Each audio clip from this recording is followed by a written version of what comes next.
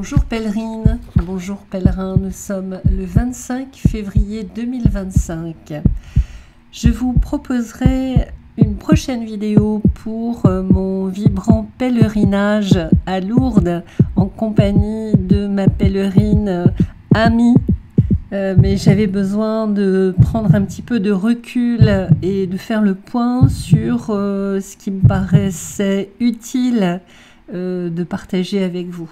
Alors aujourd'hui, en revenant de Lourdes, j'ai eu envie de vous raconter l'histoire d'une Udegane du clan des Eaux.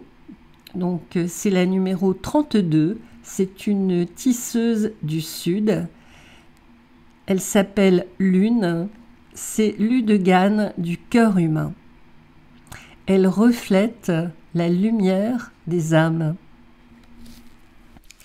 Alors pour mémoire, je vous rappelle que l'oracle des tisseuses est une ancienne maison de tissage à l'intérieur de laquelle les femmes peuvent chercher refuge. Car nous sommes fragiles et fragmentés lorsque nous sommes séparés de notre imagination profonde et nous enrichissons le sens de notre présent et nous renforçons l'intégrité de notre avenir lorsque nous nous connectons aux racines de notre passé ancestral. Lorsque nous comprenons à quel point nos aïeuls sont proches de nos vies, lorsque nous honorons l'endroit où elles habitent à l'intérieur de nous, alors nous avons de nouveaux yeux à travers lesquels voir. Cet oracle, nous dit Caroline Hiller, décrit une partie d'une mythologie primordiale brute dont nous devons nous souvenir et l'adapter bien sûr à nos vies. Les tisseuses nourrissent notre sagesse, informent nos visions et nous aident à reconnaître notre place dans le flux du temps.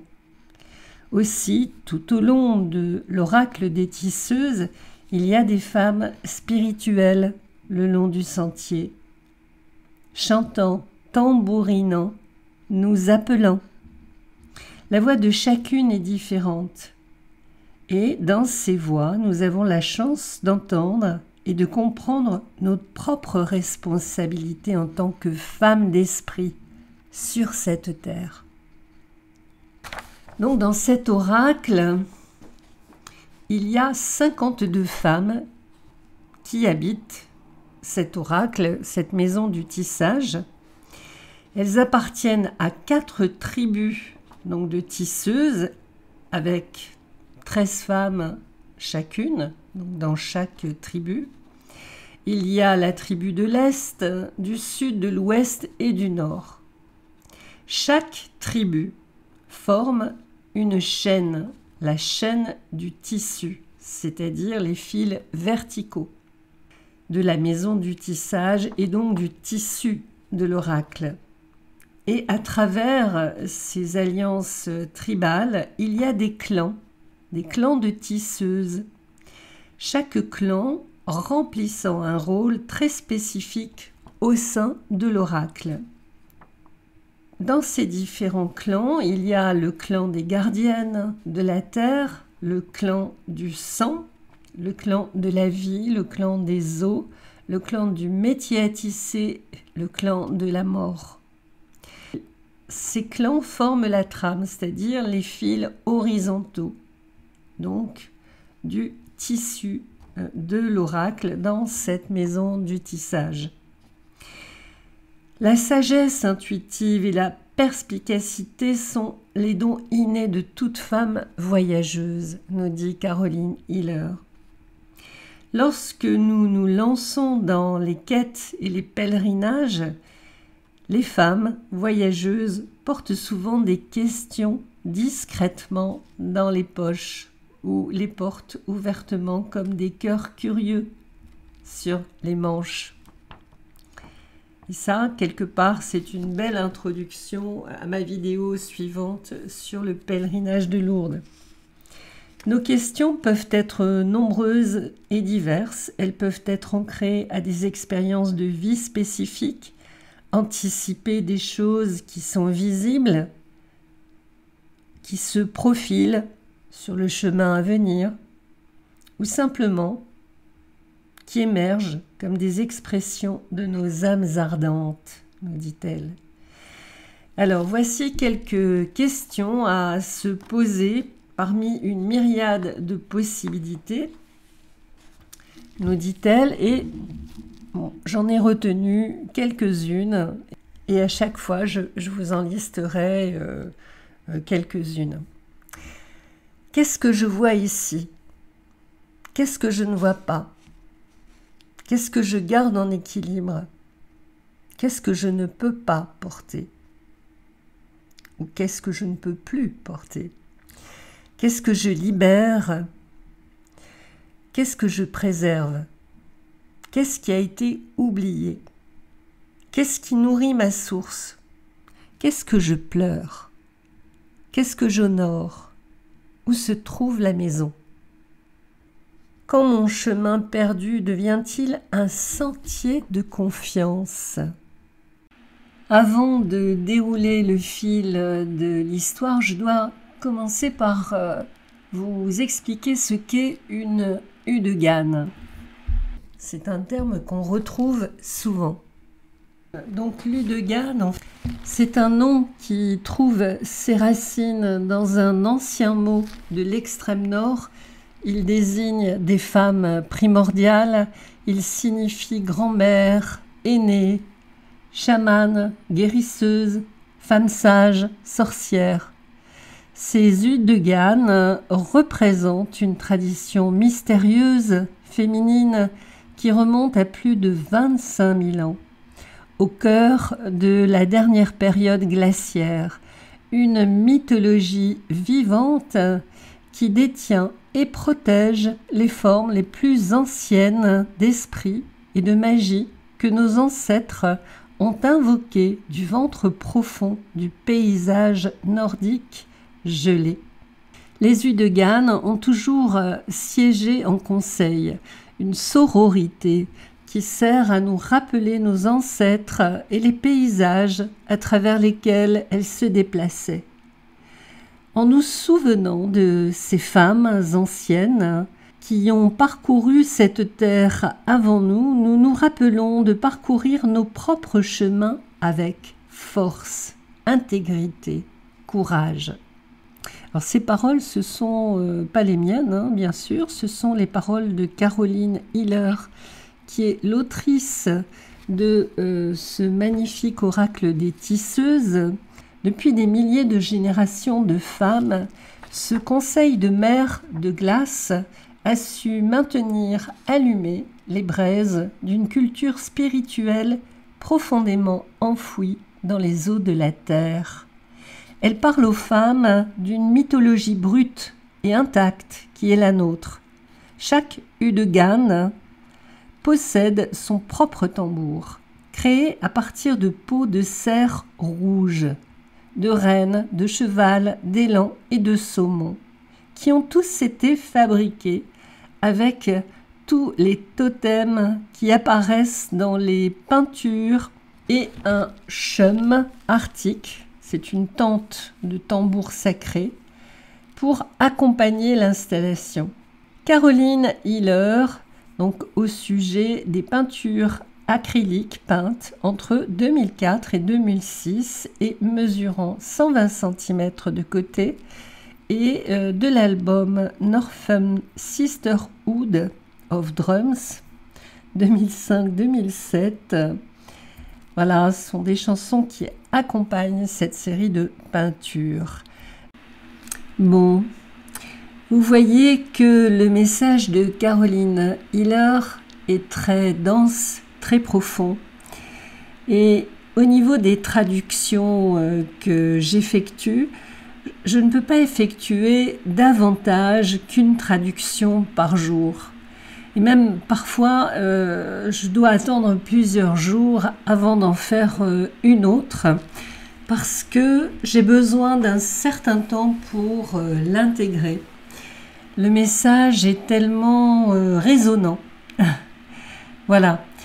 Maintenant, on va pouvoir entrer dans le récit de Lune qui, comme pour chaque arcane, se déroule en 3 parties. D'abord le fil, ensuite la tresse ou le tissage,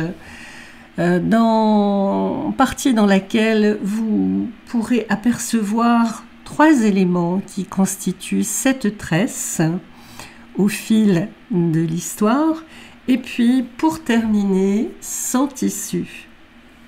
Allez, on y va. Alors son fil. Il y avait une femme qui était assise au bord du lac noir sous la lune, aussi insubstantielle qu'une constellation ou un mirage. Quelle histoire pourrait être tissée autour de cette femme éthérée de lune dans l'eau? Bien qu'elle ne demeurait que dans le monde de la nuit, elle était toujours illuminée. Chaque particule qui formait sa nature, chaque facette de son âme était imprégnée de vérité et de tendresse. Elle avait été créée et soutenue entièrement par l'amour. Une seule chose en elle possédait une forme solide. Elle avait la garde d'un simple récipient en bois noir. Dans cet ancien récipient, au fil des longues bobines du temps, elle avait recueilli de nombreuses eaux, pluies, rosées, rivières, marées et larmes. Elle avait également recueilli de nombreuses sortes de lumière, de sorte qu'à l'intérieur de la jarre, les reflets et les harmonies des éléments aqueux et ardents se déplaçaient perpétuellement ensemble. Elle avait capturé des arcs vibrants de rayonnement lunaire, la frénésie agitée du ciel du nord et l'éclat du soleil projeté à la surface des planètes. Elle avait porté la lumière des étoiles illuminées par le temps, de la glace illuminée par le feu, des flammes illuminées par l'énergie explosive et des yeux illuminés par le bonheur et le chagrin. Elle était capable de contenir tout cela dans sa jarre d'eau de lune. Elle contemplait cette abondante lumière fluide jusqu'à ce que son visage la reflète dans le monde. Ainsi, elle devint un miroir qui faisait briller d'autres âmes. Sa forme archaïque, si finement gravée de compassion, mettait tout le monde à l'aise. Elle n'exigeait rien, elle ne cachait rien, et son réconfort silencieux était profond. En fait, elle était un havre suffisamment profond pour englober tous les espoirs, les amours, les pertes qui étaient déposés sur ses genoux. Elle ne parlait jamais, cette femme de lune, pas un seul mot, mais en de rares occasions, elle jouait du tambour. Il était très petit, d'une résonance douce, sculpté de manière complexe dans une recherche de tendresse et un désir de vérité, mais surtout dans des aspirations secrètes du cœur humain. Ce minuscule tambour avait la capacité de surprendre. Ses rythmes calmes pouvaient générer le pouvoir de restaurer l'amour. Il savait comment capturer les marées vastes et écrasantes de l'émotion humaine. Il savait comment libérer ces mêmes océans illimités de sentiments. Chaque fois qu'elle jouait du petit tambour, la femme de lune tendait la main vers d'autres tambours à travers la planète. Il y en avait tellement sur lesquels elle pouvait jouer. Des millions, un univers infini de petits tambours, leur propre rythme répondant avec empathie et grâce. L'éclat du cœur humain l'émerveillait, et sa capacité à ouvrir et à illuminer le monde.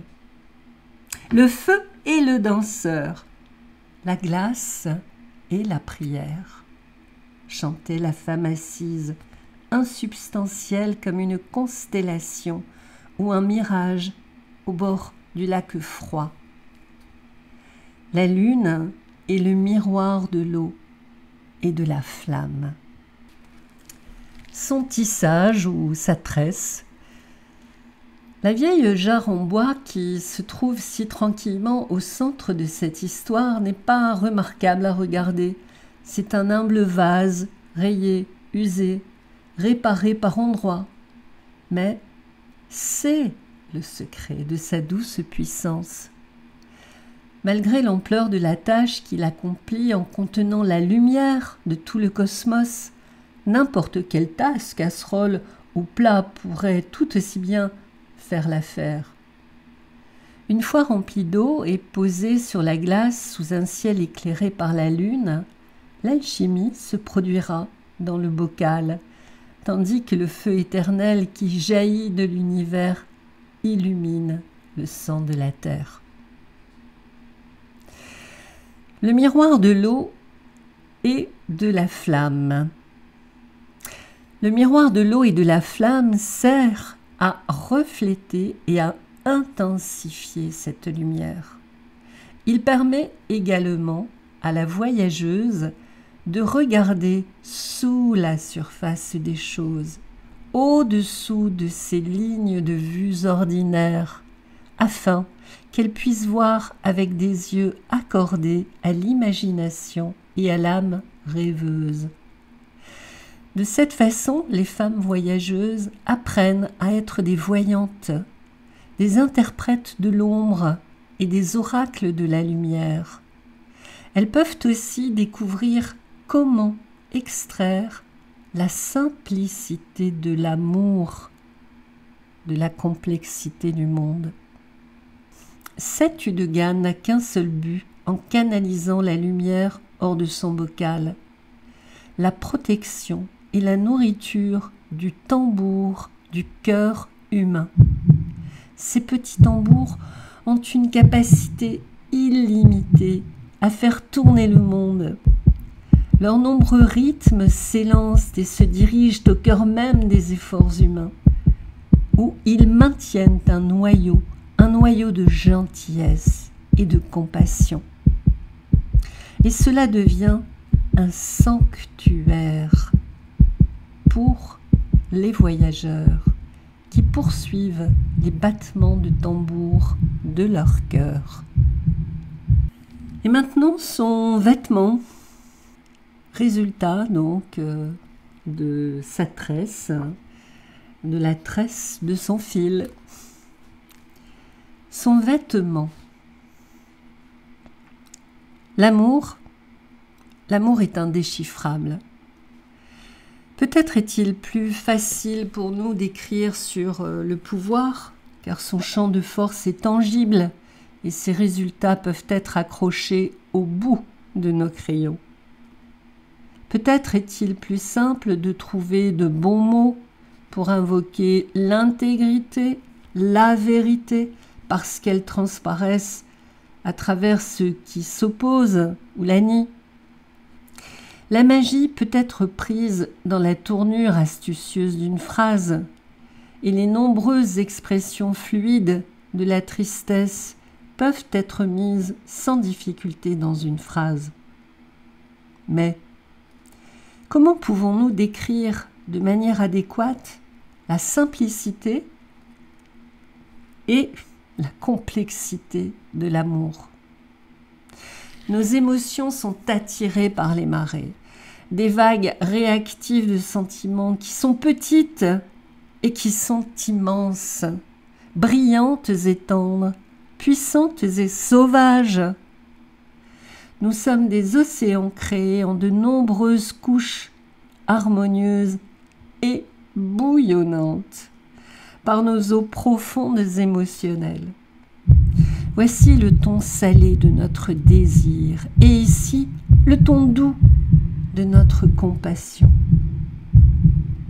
Voici le pâle murmure de notre perplexité et le timbre sonore de notre anxiété. Voici les notes froides et aiguës de notre clarté. Chacun de nous est un cœur liquide de sentiments. Mais sous toute cette onde acoustique, il se passe autre chose.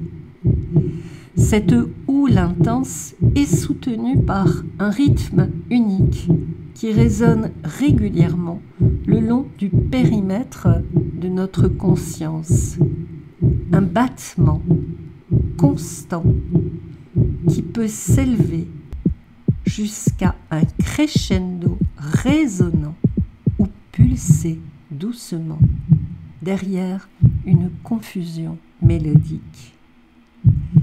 Mais il est insistant, fort et toujours présent quelque part dans le mélange. Ce son, c'est l'amour. L'amour indéchiffrable, l'amour qui suscite, l'amour qui se propage, l'amour qui donne un but au battement du tambour de nos cœurs humains. À bientôt, pèlerins de l'espérance.